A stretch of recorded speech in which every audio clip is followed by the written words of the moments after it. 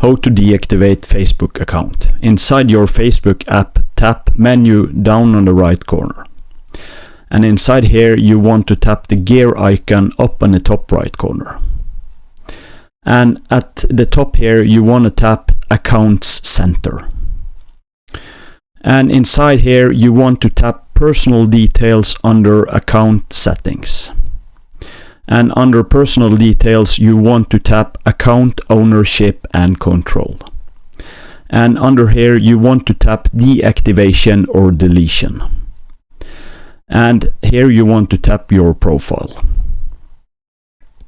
And here you have the option of deactivate your account or delete your account. Just leave it at the default setting is deactivate account and then tap continue. And from here you want to tap your password and then tap continue. So this is basically how you deactivate your Facebook account. Thanks for watching. Subscribe.